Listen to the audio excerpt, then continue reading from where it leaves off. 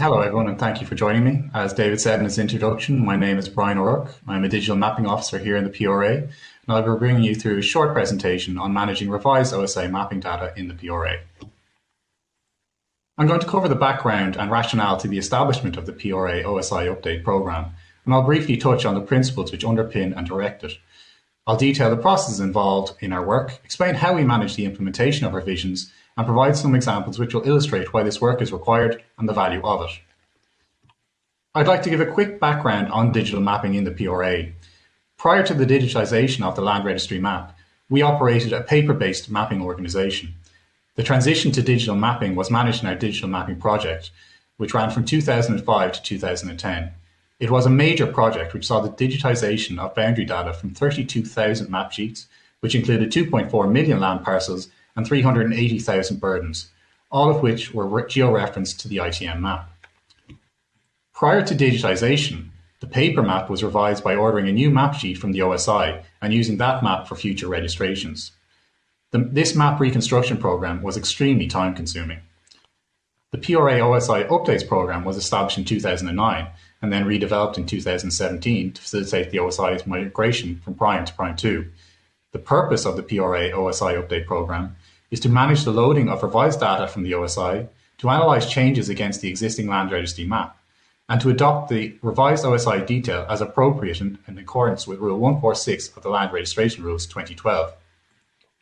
And here is that rule again.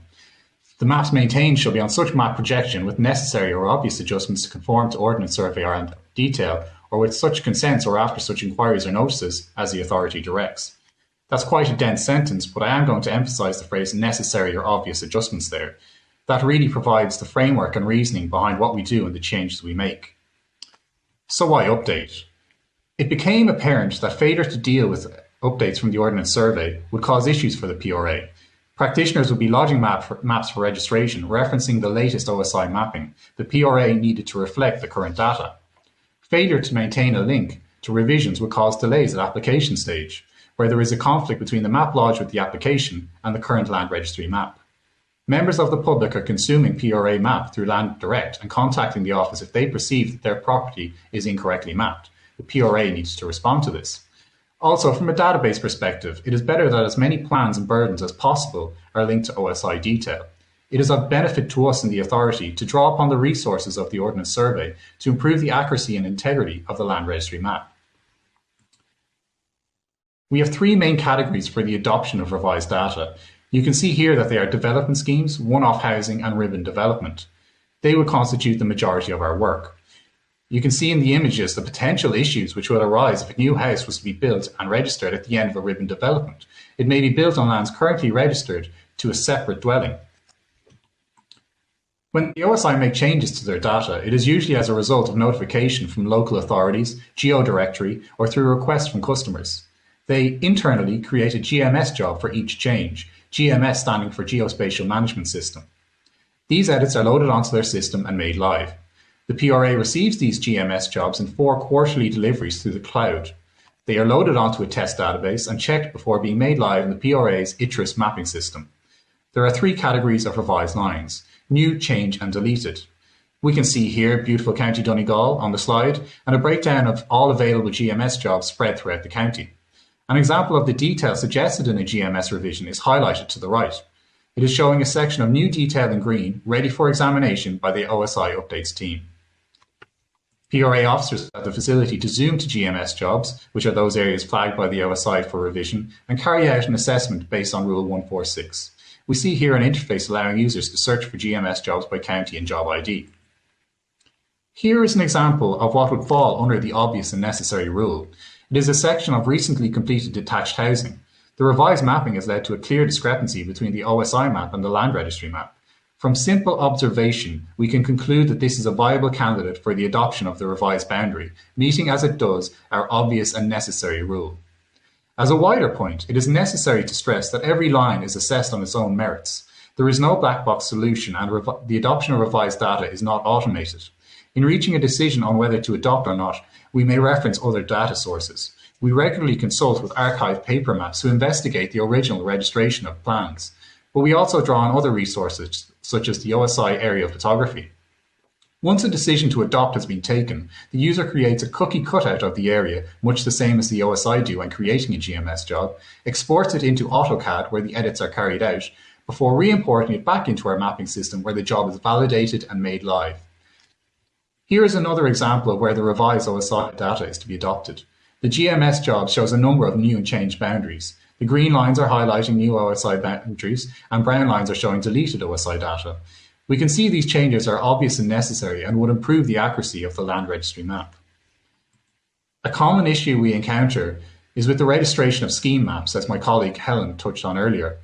The example shown in this slide is representative of the registration of a lot of newly developed schemes.